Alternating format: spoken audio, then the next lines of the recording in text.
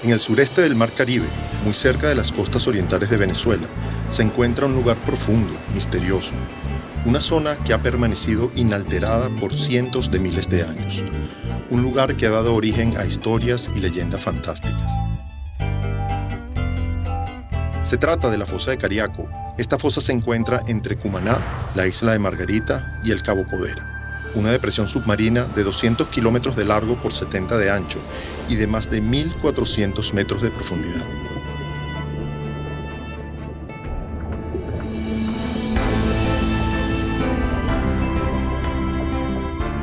La característica más resaltante de Cariaco es que sus aguas profundas, por debajo de los 250 metros, se encuentran permanentemente desprovistas de oxígeno.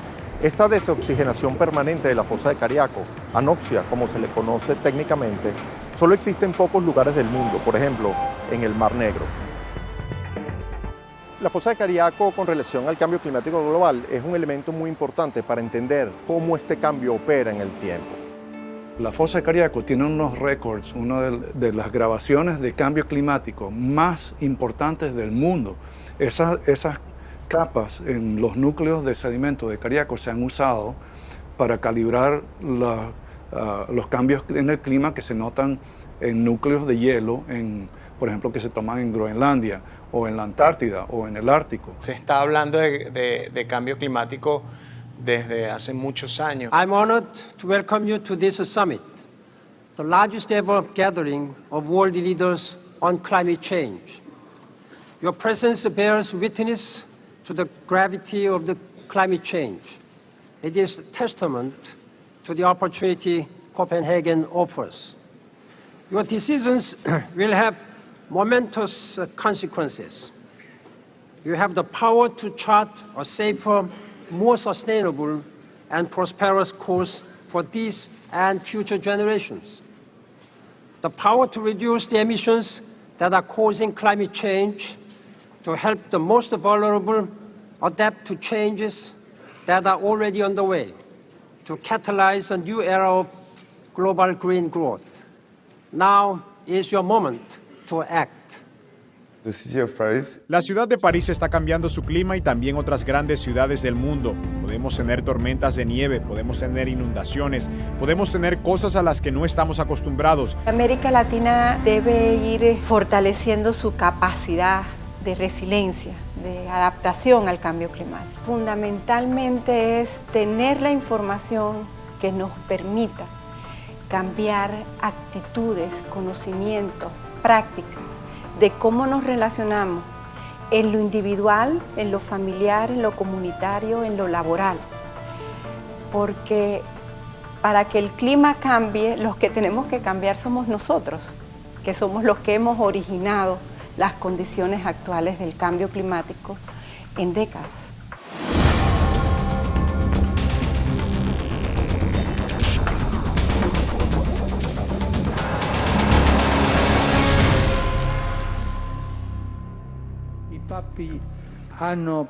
Los papas han hablado de la ecología humana, estrechamente vinculado a la ecología ambiental. Nosotros estamos viviendo una época de crisis. Cuando hablamos del medio ambiente, de la creación, el pensamiento se dirige a las primeras páginas de la Biblia. ¿Realmente estamos cultivando y guardando lo creado? ¿O lo estamos explotando y despreciando? Que la Iglesia haga un pronunciamiento reconociendo el problema del cambio climático y la atención que este problema se merece, efectivamente es positiva, no solo desde la Iglesia, sino desde cualquier organismo con fuerza política o con fuerza económica que tenga incidencia en el comportamiento y en la visión de grandes masas humanas sobre el problema relativo al cambio climático. Porque el cambio climático es un problema de y del desarrollo. Lo hemos creado nosotros.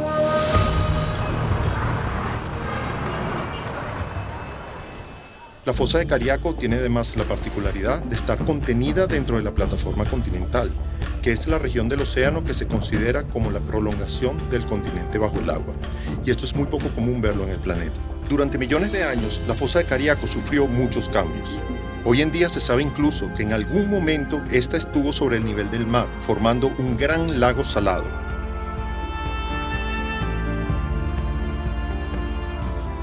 Lo más importante es que como no hay oxígeno en el fondo, organismos grandes que pueden escarbar el fondo y revolver el sedimento no lo hacen porque no hay.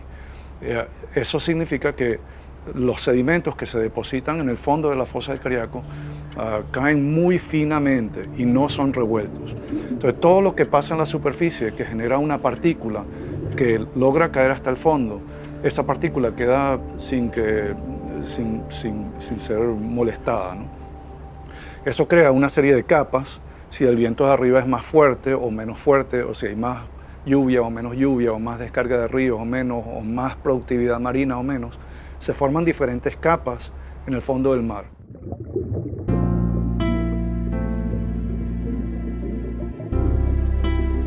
Además, es un sitio extremadamente importante desde el punto de vista científico, porque en ella se realiza desde hace más de 20 años un proyecto de investigación que pretende medir y evidenciar los efectos del cambio climático sobre los océanos. En las aguas superficiales de Cariaco ocurren fenómenos oceanográficos muy particulares, y es esta dinámica la que determina, por ejemplo, el comportamiento de las poblaciones animales que en ella habitan. Y son estos peces los que son finalmente aprovechados por los pobladores que habitan alrededor de la fosa y que de alguna manera hacen que esta zona de la fosa de Cariaco sea uno de los sitios más productivos del Mar Caribe. La fosa de Cariaco, creo que sí, o sea, me suena. No tengo conocimiento. Claro, ese es de nosotros. No. A la mayoría de las personas no saben o no conocen mucho para qué es esto, qué se hace aquí y qué utilidad tiene, y a efectos por lo menos del calentamiento global y del cambio climático es una data muy importante en donde hay pruebas fidedignas de las cosas que están ocurriendo, y todo el mundo debería involucrarse en esto, no solamente la población científica, sino es algo que nos compete a todos. El objetivo primordial de los estudios que se han estado realizando en la fosa de Cariaco en los últimos 20 años es estudiar cuáles son las condiciones del mar, cómo estas condiciones cambian en función de cómo cambia el clima y cómo estas condiciones generan cambios en los organismos y en las partículas que hay en el agua. Al ser anóxica, todas las partículas que sedimentan en la fosa, al depositarse en el fondo, no son alteradas y mantienen sus condiciones, las condiciones que tuvieron al ser desarrolladas en la superficie, o sea que se mantienen en el tiempo. Entonces se van depositando y a través de los siglos se va haciendo como un registro de las condiciones climáticas en la superficie del agua cuando estas partículas estaban en la superficie.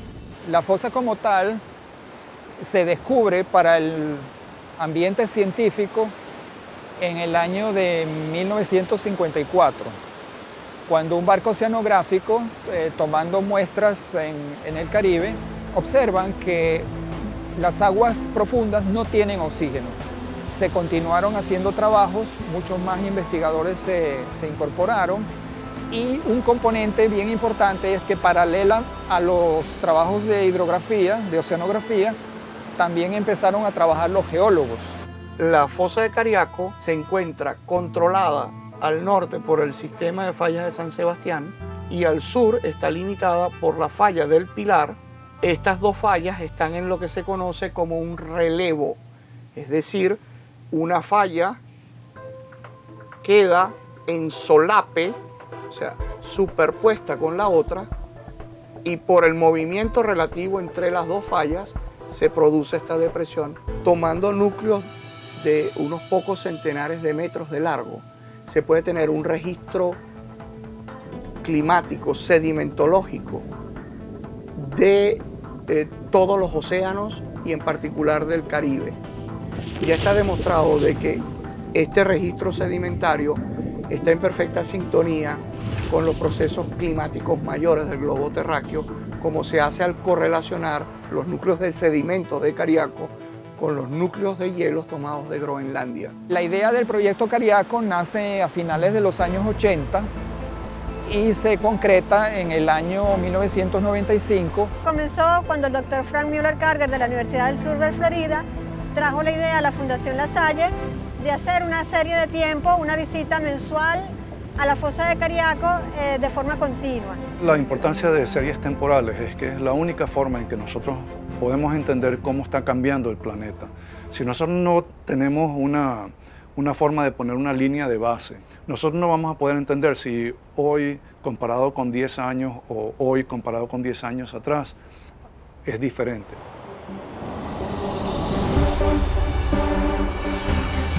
Para estudiar la fosa de Cariaco, el primer recurso esencial es tener un barco equipado para poder realizar este tipo de estudios, para hacer mediciones físicas y obtener muestras de agua y sedimentos. Las mediciones físicas, temperatura, salinidad, profundidad y propiedades de la luz en el agua, hoy día se realizan con sensores electrónicos. Las muestras de agua se toman con un equipo llamado la Rosetta, que tiene varias botellas y la capacidad de cerrarse a diferentes profundidades, y extraer así muestras de agua sin mezclarse.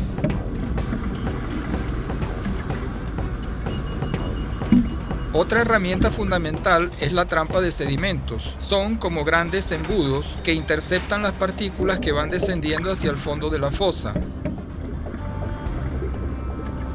Otro muestreo básico en Cariaco es la pesca de zooplancton, que se hace con unas redes de malla muy pequeñas, menores a 1 milímetro. Otra parte fundamental son los sensores remotos, los satélites. Esto permite observar cuáles son las condiciones superficiales del agua en un área muy extensa. Un componente de investigación muy importante es la parte meteorológica. Para ello se utiliza la información de las estaciones ya establecidas en ciertas localidades cercanas. Our top float will be once it's underwater at about 120 meters. The first trap will end up at about 150 meters.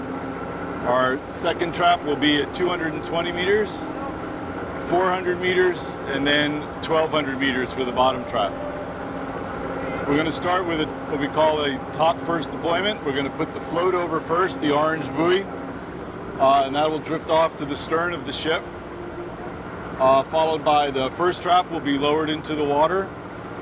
And the bottom of that first trap was connected to the winch, which has all of our cable on it. We will then pay out some wire, put another trap in, pay out more wire, and put another trap in. Las imágenes de satélite que se utilizan son fundamentalmente las imágenes de clorofila y de temperatura. El hecho de que ocurra una surgencia en Cariaco, donde las aguas profundas salen a la superficie, tiene la característica que esas aguas que suben a la superficie son frías. Y si yo pongo una cámara que puede medir temperatura, yo puedo detectar la temperatura de la superficie, puedo detectar entonces cuando es la surgencia, cuando comparo con el océano circundante que está relativamente más caliente. Entonces, por ejemplo, una imagen de temperatura superficial del mar muestra en estas zonas azules oscuras temperaturas mucho más frías que las zonas de azul claro, que son zonas más calientes relativamente, ¿no? Entonces, en Venezuela se ve que hay diferentes zonas de surgencia donde el agua fría emana a la superficie y genera estos sistemas de aguas más frías que el océano circundante en el oriente del país, en la zona de Cabo Codera, en la zona de Puerto Cumarebo. Tenemos otra surgencia en el Golfo de Venezuela y otra surgencia importante en lo que sería la Guajira colombiana. Si no entendemos entonces esa variabilidad a corto plazo, no vamos a entender la variabilidad a largo plazo. Y esa es la justificación de la serie de tiempo de Cariaco. Pero no solo en temperatura, sino en temperatura, en la biodiversidad del fitoplancton, en la biodiversidad y la productividad del zooplancton. ¿Cómo afecta eso la pesca en la región? Muchas variables, tanto biológicas como físicas como químicas. Por ejemplo, el pH, para poder ver el efecto de acidificación, nos tomó 20 años lograr ver la señal de acidificación. Entonces, a futuro pensamos que podremos establecer un vínculo entre los cambios que se están observando aquí y los modos climáticos a nivel global, como puede ser la vinculación que hay entre los cambios y lo que ocurre con el Niño, o los cambios y lo que ocurre con la oscilación del Atlántico Norte, que son modos climáticos a nivel global. Los estudios de la fosa, como tienen tanto tiempo, han podido mostrar que sí ha habido un cambio y que sí han habido cambios en algunas condiciones físico-químicas a largo plazo y también biológicas. En el año 2005 hubo un bajón en la producción primaria, descendió mucho la cantidad de alimento para los peces y esto se reflejó a través de la cadena trófica, cómo fue disminuyendo la pesca en ese año, incluyendo la pesca de sardina. Cuando nuestros abuelos decían que había millones de pescados en la isla, pero ahorita no se consigue nada. La pesca sardinera ha simplemente desaparecido. Esos pescadores han tenido que modificar costumbres, hábitos y áreas de pesca y se han tenido que reconvertir, por ejemplo, al palangre de fondo en áreas muy diferentes y con artes muy diferentes a los que solían utilizar para la sardina. El pescado se puede decir que llegaba donde estábamos nosotros sentados, ¿no? Ahorita no. Bueno, aquí la pesca se desarrollaba, era chinchorro de arrastre artesanal. Se pescaba todo tipo de pescado, el pez espada o palagar, todo eso. Eso tiene años que se perdió de aquí. Aquí en el frente antes se conseguían praderas de taláceas, la cual han mermado por completo. Antes salíamos aquí mismo, conseguíamos que si el parguito, el corocorito, inclusive las especies filtradoras como pepitona, guacuco.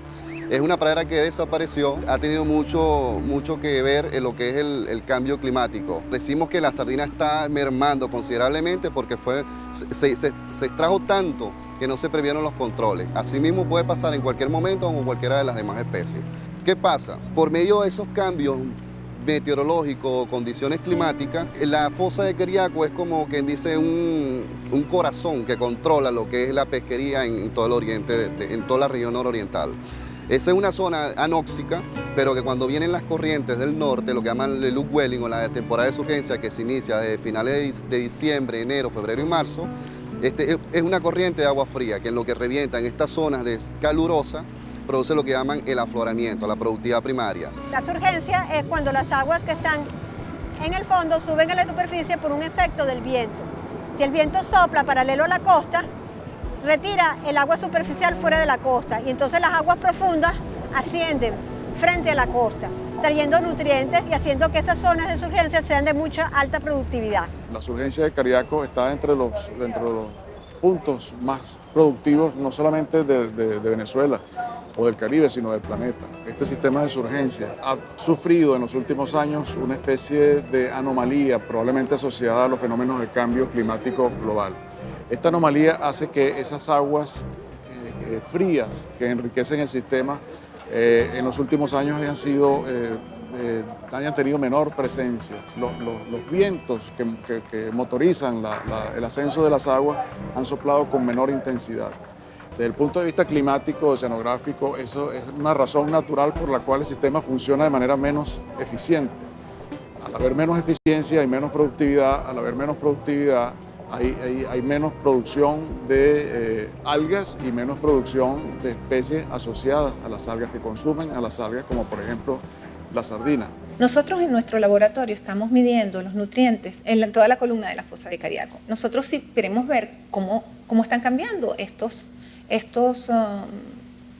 variables. Nosotros vamos a medirla una vez al mes las concentraciones de estos nutrientes a diferentes profundidades. El proyecto Cariaco mide las concentraciones de nutrientes de la Universidad del Sur de Florida en el laboratorio de la Escuela de Ciencias Marinas de la Universidad del Sur de Florida.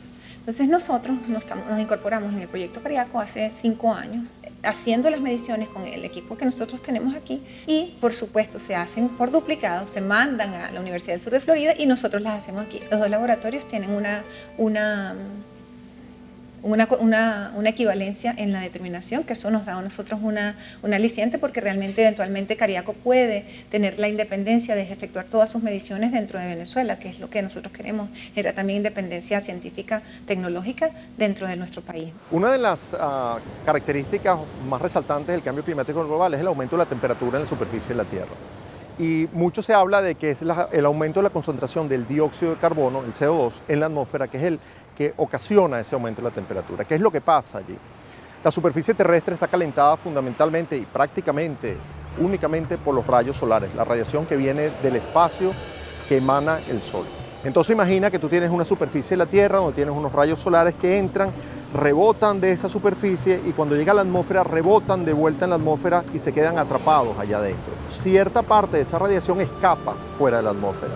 Si yo aumento la concentración de CO2, disminuyo la capacidad de que esos rayos, esa radiación reflejada de la Tierra se escape y se quede atrapada en la atmósfera, causando así el aumento de la temperatura. Nos hemos dado cuenta que la concentración de CO2, de cual depende mucho la temperatura a nivel global, se ha duplicado apenas en 100 años, 150 años. Mientras que anteriormente para que ocurriera algo así tenían que pasar cientos de miles de años. Entonces, nosotros estamos hablando de cambios que efectivamente han ocurrido en el pasado, pero a escalas temporales mucho más grandes en comparación a las escalas temporales en las que está ocurriendo hoy.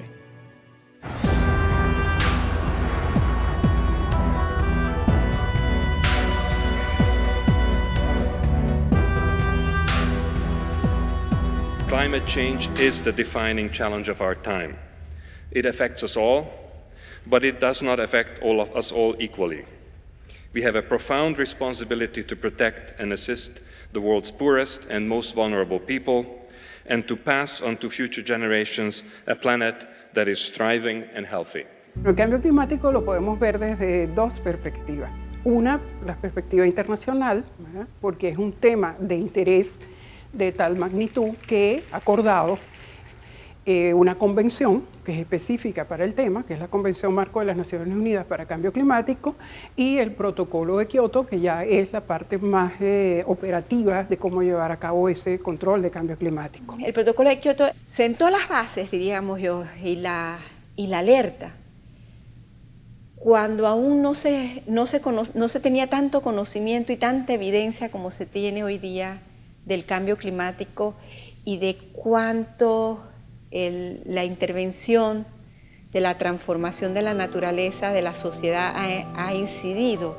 Digamos que la COP de Bali fue la que definió que la necesidad de incorporar al sector privado también en la discusión, de incorporar a los ministros de Economía, a los ministros de Comercio e Industria a la discusión e ir involucrando también a los presidentes. Estos efectos del cambio climático, de la disminución en los vientos, en la intensidad de los vientos alisios, disminución en la surgencia, se han reflejado también en el color del mar, donde en años atrás, en el 98, 99, se encontraban con mayor frecuencia mares de color verde oliva, verde y por mucho más tiempo, 5 meses con mares de color verde, mientras que en los años más recientes el agua ha tendido a estar más de color azul, indicando que hay una menor productividad del ecosistema. Cuando el agua está más verde, quiere decir que hay una mayor cantidad de fitoplancton, son aguas más productivas. Estas aguas verdes ocurren básicamente cuando se dan los eventos de surgencia.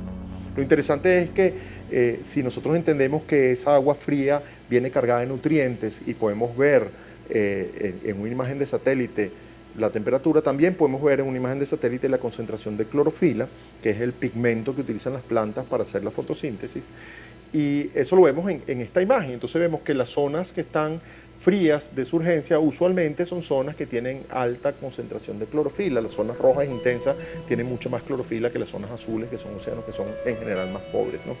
Y nosotros podemos tener estas imágenes con una frecuencia diaria y tener una serie temporal diaria de cómo varían las condiciones de la superficie del océano alrededor de la fosa de Cariaco, utilizando estos elementos y tecnologías a bordo de satélites que orbitan la Tierra. Obviamente, estas imágenes de clorofila tienen mucho que ver con la dinámica de los microorganismos que están en la superficie del mar, como por ejemplo el fitoplancton o las comunidades bacterianas, que son los principales productores primarios de esa zona y que son los que originan la cadena de alimentación de todo el sistema. Cuando uno toma una muestra a nivel de superficie, a lo mejor consigues más bacterias del azufre que son comunes en los ríos. Pero a partir de la zona anóxica, que es a partir de esos 300 metros de profundidad en la fosa de Cariaco, lo que consigue son bacterias del azufre anaeróbicas estrictas, por las mismas condiciones a las que están acostumbradas en la fosa de Cariaco. Una de las bacterias insignes que tiene que ver con la transmisión de una bacteria que es causante de una enfermedad importante, que es epidémica, que es el vibrio cólera, es precisamente una de las que se ha utilizado a nivel mundial como indicadora también de los cambios ambientales globales. No la he encontrado en la fosa, la hemos encontrado en Cuare, que es una zona marina, pero mucho más cercana a la costa. Hemos encontrado otras especies, por ejemplo, vibrio parahemolítico, que sí es una alerta también y es un problema, puede ser un problema de salud pública, sobre todo asociada al consumo de ostras crudas. El plancton está constituido por dos grupos, el fitoplancton, que es el plancton vegetal, que es el que es capaz de hacer la fotosíntesis porque capta la energía solar, ¿eh? Y el zooplancton, que es el plancton animal, que son los organismos que vienen a continuación de este grupo. La base es el fito y le sigue el zoo, que tiene varias escalas en talla y en comportamiento. Total es que todo forma parte de una trama trófica que al final sirve para sustentar las comunidades de peces, moluscos y otros organismos en el océano de mayor tamaño. El fitoplancton es más o menos así. En el agua, si el agua está agitada, hay bastante luz y hay nutrientes, van a predominar unos organismos que se conocen como diatomeas. Estas plantas crecen muy rápido, pero además producen unas sustancias que son unos aceites que son alimentos de primera calidad para el resto de los animales. Nosotros estudiamos el zooplancton, estudiamos cómo ellos migran verticalmente, estudiamos la existencia de una zona anóxica y cómo ese zooplancton penetra en esa zona anóxica y forma registros dentro de la fosa. Pero tenemos que darnos cuenta o tratar de revelar de qué manera esos datos te dan una herramienta para tú predecir de cómo se va a comportar paulatinamente en el futuro nuestro ambiente marino. Y dar, por supuesto, la voz de alerta de que esos recursos, tal como sucedió en la sardina, nos puede pasar en otros recursos marinos y se nos va a complicar mucho más el panorama a la hora de hacer nuestra administración pesquera para mantener latente el recurso en el tiempo. Dentro de la fosa de Cariaco, nosotros estamos evaluando la población de una especie de pez en particular. Esta especie de pez se llama científicamente Brecmaceros cantori. Dentro de los brecmacéridos, este es el único género que se encuentra. Este es un pez que mide aproximadamente de 5 a 6 centímetros de longitud total y que no había sido evaluado anteriormente. Este pez tiene una particularidad que es que puede atravesar esa capa anóxica de agua, o sea, esa capa que no tiene oxígeno dentro del agua y puede permanecer en esa capa anóxica de entre 8 y 10 horas.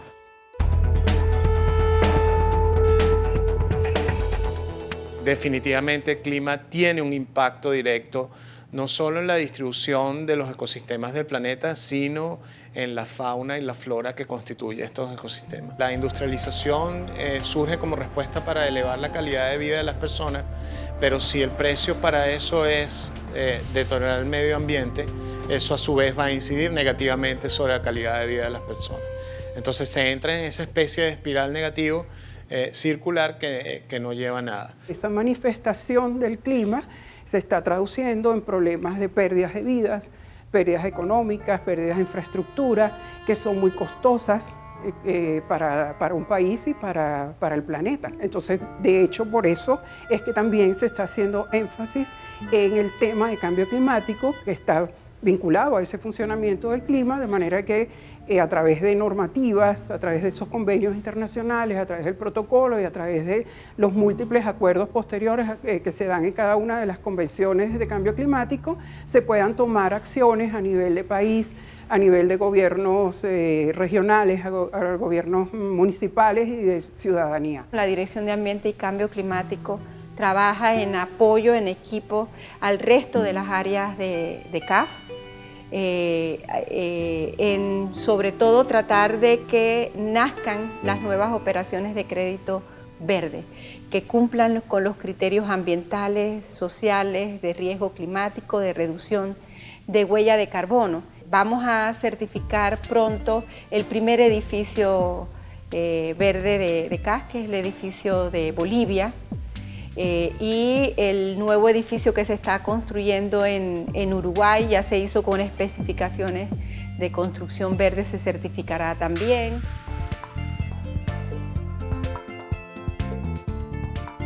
Cariaco es un laboratorio natural único en el mundo.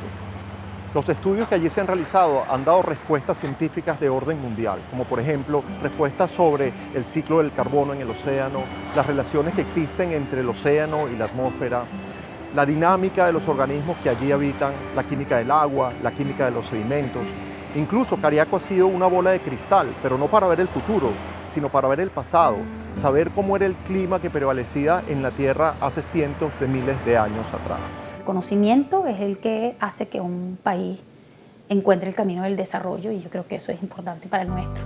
Hay muchos lugares donde se puede estudiar el cambio climático en tierra a través de la vegetación o de la meteorología, pero hay muy pocos sitios donde se pueda tener una relación de estudio del clima, relación estudio del mar. Por lo tanto, Cariaco es un sitio donde se puede medir ese cambio y el efecto que tiene en las condiciones del mar.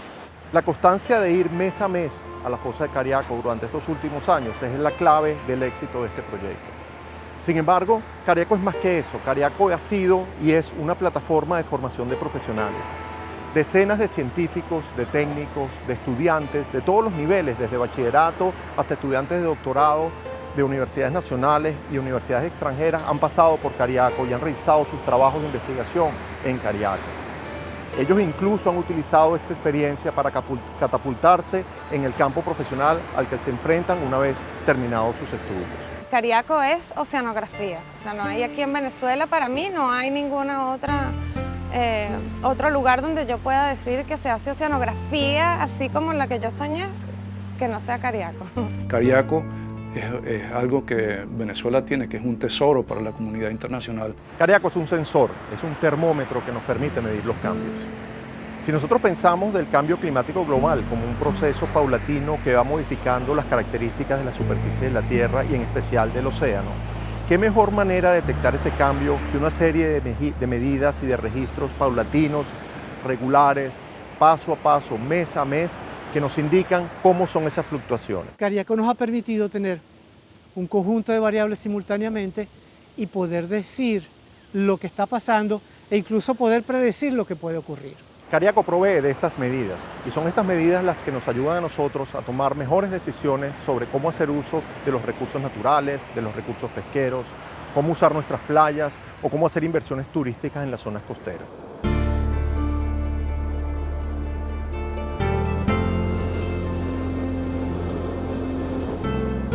Nosotros los científicos hacemos uso de estas medidas también para hacer modelos y son estos modelos los que nos ayudan a predecir los cambios y a evitar los impactos y minimizar los riesgos. No necesariamente son cambios bruscos, es diariamente cómo podemos ir aunando esfuerzos en mejorar el estado de las cosas. Y allí es trabajo de hormiguita entre todos. Mientras más sumemos, mejor. Este tipo de programas y documentales son muy buenos para que la gente sepa lo que se está haciendo en Venezuela y participen. Y la idea es que a futuro esto continúe y siempre para mejor, que siempre estemos tratando de mejorar nuestros esfuerzos e involucrar gente nueva. Los medios de comunicación adquieren una responsabilidad o una corresponsabilidad a la hora de difundir este fenómeno meteorológico con impacto socioambiental. El trabajo de las diferentes agencias de comunicación y empresas de comunicación es sumamente importante para transformar la cultura y que realmente podamos adaptarnos y podamos migrar a economías bajas en carbono. Uno de los grandes fenómenos del tiempo que nos toca vivir es sin duda el cambio climático. Para entender, comprender y sobre todo poder transformar un fenómeno de nuestro tiempo, como lo es el cambio climático, todos tenemos que participar de manera activa. En especial los medios de comunicación. Nuestra labor es fundamental porque ayudamos a comprender el día a día de un fenómeno que va a incidir y que está incidiendo en nuestro acontecer diario, pero sobre todo en el desarrollo sustentable de la humanidad. Así es como una historia local, que la acabamos de ver en el Mar Caribe venezolano, se convierte en una historia de interés internacional, de interés global, porque está abordando un fenómeno de nuestro tiempo, uno de los grandes fenómenos de nuestro tiempo. Por tanto, es labor de todos, es tarea de todos, imprescindible, ayudar a transformar nuestro futuro.